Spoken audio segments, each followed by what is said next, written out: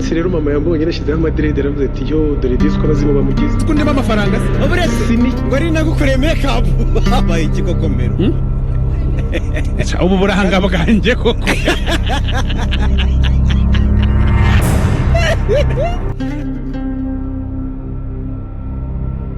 bamwita itayi wacu igitangaza umunyakazi umuhungu wirwanyeho kugeza ageze ugasonyera k'umuziki nyarwanda nawe ubwiyo muganira akubwira ko ari umukozi byarenze kubivuga mu magambo no mu bigana ajyana n'abantu ahubwo noneho abishyira no mu bihangano bye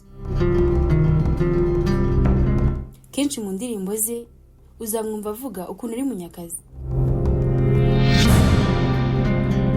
Bruce Melody ni izina riremereye cyane, izina rikomeye kuruta ayandi mu muziki nyarwanda, ndetse benshi ugendeye ku bikorwa bye, ibihembo amaze gutwara, ibitaramo amaze kwitabira n'igikundiro afite mu banyarwanda, bahamya ko ariwe muhanzi wa mbere uyoboye umuziki w'u Rwanda.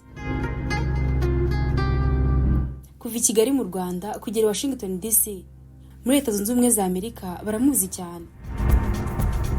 Uretse kuba ari umuhanga, akagira ijwi ryiza bihebuje n'imiziki myiza benshi bakunda.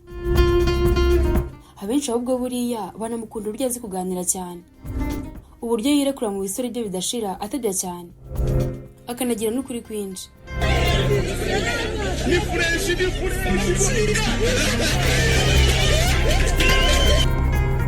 Uyu mugabo amaze kuzamura ibendera ry'umuziki nyarwanda, kuko uretse kuba yaragiye akorana n'abahanzi bakomeye bo muri Afurika barimo Khaligraph Jonas wo muri Kenya, Harmonize wo muri Tanzania, Eddy Kenzo wo muri Uganda, Inos B wo muri DRC, Shiba Karungi wo muri Uganda n'abandi. Noneho yanateye intambwe akora collab y'ibihe byose. Indirimbo When She's Around yakoranye n'icyamamare cyo muri Leta Zunze Ubumwe za Amerika, Shaggy. Ni indirimbo yakunzwe cyane ndetse inamufungurira amarembo imwambutsa imipaka, imuvana i Kanombe imugeza muri Amerika. Aratumiga ku maradiyo n'amateleviziyo akomeye muri icyo gihugu, ndetse inamugeza ku rubyiniro rumwe n'ibindi byamamare byo muri Amerika mu bitaramo bitandukanye yakoreye mu mpera z'umwaka wa 2023.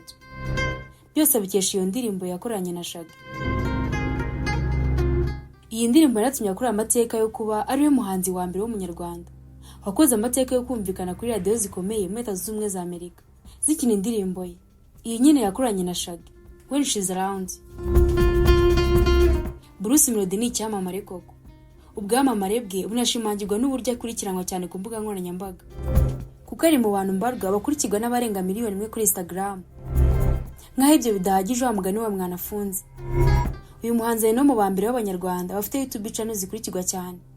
Ndavuga mu bahanzi kuko bamaze kugwiza aba subscribers bagera kuri miliyoni.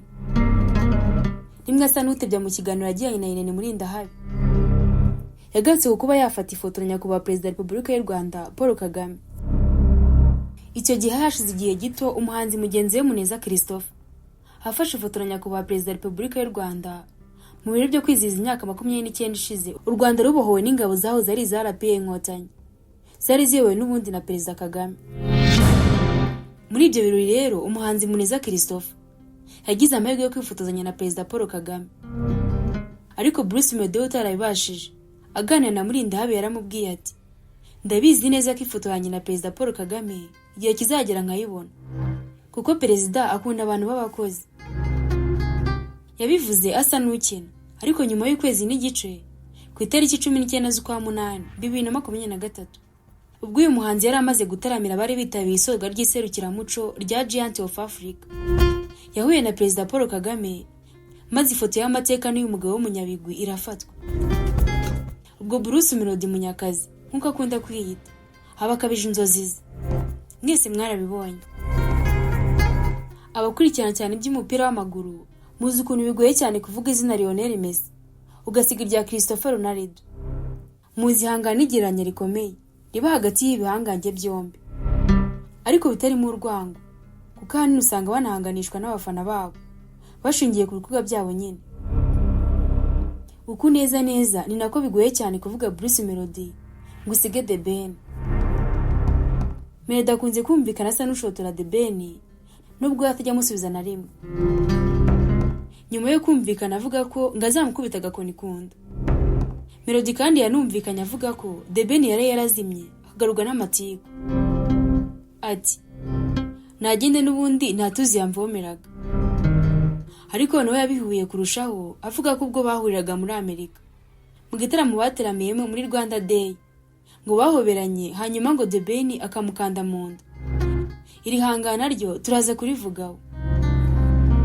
Uyu mugabo rero benshi bakunda ufite ijwi ryahogoje benshi mu ndirimbo zuje injyana n'amagambo akabaka imitima ya benshi niwe tugiye kuganiraho. Bruce Melody mu by'ukuri ni muntu ki? Uyu mugabo akuriye mu buzima butari bwiza cyane yabwigobotoye ate kugeza ubwo uyu munsi wa none ariwe abanyarwanda batunga urutoki iyo bashaka kuvuga umuhanzi ukomeye kandi ukunzwe. Hanyuma se mu buzima busanzwe inyuma y'umuziki abaye hati? Reka twinjiye mu kiganiro cyacu cy'uyu munsi. Hano wageze ni kuri Next Hope TV. Icyo ngusaba ni ukanda subscribe kugira ngo ujye ukomeza kubana natwe mu biganiro tuganira umunsi ku munsi. Nge wumva nitwa J12 ngo wayi kazi. Nk'uko inyandiko nyinshi zibisobanura, ubundi Bruce Melody amazina ye yose ni Itayiwacu Bruce. Yavutse ku itariki 2 z'ukwa gatatu 1992. Avukira mu karere ka Kicukiro. Ni umwana wa nyuma ubwo ni bucura mu muryango w'abana bane, aho bavuga ari abahungu 2 n'abakobwa 2. Ababyeyi ba Bruce Melody yabyawe na Nibihangana. Uyu yitabye Imana ubwo Bruce Melody afite imyaka 3 gusa. Nyina yitwa Muteteri Verena. Uyu we yitabye Imana mu mwaka wa 2013. Uyu mugabo w'umusari byuzuye yakuriye i Kanombe. Bruce Melody yize ku ishuri ribanza rya Kanombe. Akomeza amashuri yisumbuye muri Efotec. Akaba yarasoje mu karere ka Rwamagana ku ishuri rya Rwamagana Islamic Secondary School. Uyu munsi ni umuhanzi w'ibigwi n'amateka akomeye. Ariko nawe nk'uko ajya byivugira ngo ibi byamusabye gukora bidasanzwe. Ibi ni byo cyane rwose. Ubwo Bruce Melody yatangiye kuririmba kera cyane akiri umwana muto, aho yaririmbaga mu rusengero. Yakomeje muri urwo rugendo kugeza ubwo mu mwaka wa 2012 yinjiraga mu muziki. Melody yakuze akunda cyane itsinda rya KGB ryabiciye bigacika mu myaka yo hambere. Iyi niryo ngo ryatumye agira inzozi zo kuzaba umuhanzi. Rimwe rero ngo yaje kumenya ko iryo tsinda rituye Gikondo, yiyemeza kujya kubareba. Ngo yumvaga naramuka ahuye nabo bakumva impano ye bari buze kumufasha. Ahageze rero yararirimbye, maze umwe mu bari wagize iryo tsinda yiyemeza kumufasha. Ku munsi wakurikiye bamujyanye muri studio ngo akore indirimbo, ariko iyo ndirimbo ntibyakunze ko ibasha gukorwa ngo irangire, kubera ko ngo mu minsi yindi yakurikiyeho Bruce Melody yazaga muri iyo studio akimwa umwanya. Rimwe ngo yigize kuza kuri studio maze umuriro ushize bamusaba ko ari wugura umuriro, kandi mu by'ukuri nta n'urumiye yari afite, ko ngo yabaga yabuze nayo gutega. Ingendo zose yakoraga uko zabaga ari ndende kose, kuva i Kanombe kugera Nyamirambo muri studio yazikoraga n'amaguru. Ko ku mwaka y'umuriro rero ngo yahise abibona neza ko bari kumwirukana, ahita afata umwanzuro wo kubivamo ntazahagaruke. Gusa ariko muri icyo gihe cyo gucika intege nibwo yamenye ko hari studio yafunguye imiryango i Kanombe iwabo, ikaba ari iya Ama G The Black. Iyi studio yakoreragamo producer Jimmy na piano. Abo bose bakaba barigishwaga na nyakwigendera Junior Multisystem. Melody yakoze ibishoboka byose yinjira muri iyo studio. Yavuga ku ishuri akaba ari hahitira. Intego yari afite ko ari kugira ngo azige ibijyanye n'umuziki no kuwukora. Abyigiye muri iyo studio. Mu muhate n'umuravu udasanzwe, Melody yaje kurangira amenye gutunganya indirimbo. Gusa ariko wo mutindi yanitse ngo burya niriva. Byarangiye yirukanwe muri iyo studio. Yari Ama G The Black. Bitewe namwe mu bayikoreragamo. Ngo babonaga ko amaze kuba mukuru no kumenya ibintu byinshi, ku buryo ngo yashoboraga kuzabakura ku mugati. Nyuma yo kwirukanwa hano rero, Melody yatangiye gukora mu zindi studio zitandukanye. Atangira gukirigita ifaranga nubwo atari menshi. Ubwo yasozaga amashuri yisumbuye, nibwo nawe yongeye kubura impano yo kuririmba. Yahuye n'umushoramari witwaga Munyaneza Janvier, washaka kugura studio ya Ama G The Black. Ubundi Melody ngakajya yikoramo nk'umuproducer. Gusa ariko ibi ntago byakunze, kuko Rikiriki yahise yerekeza muri Leta Zunze Ubumwe za Amerika, ari naho uyu munsi. Melody yaje guhura na Fazzo bahita bacura umugambi w'uburyo bakigarura studio ya Unlimited Record. Yari ivuyemo producer Lick Lick. Uyu Fazzo benshi muramuzi, yakoze indirimbo nyinshi cyane zakunzwe mu myaka ishize. Umugambi barawunogeje, maze wogeza kuri wa mushoramari Janvier, ibintu bijya mu buryo. Nguko Melody yisanze muri Unlimited Record ari kumwe na Fazzo.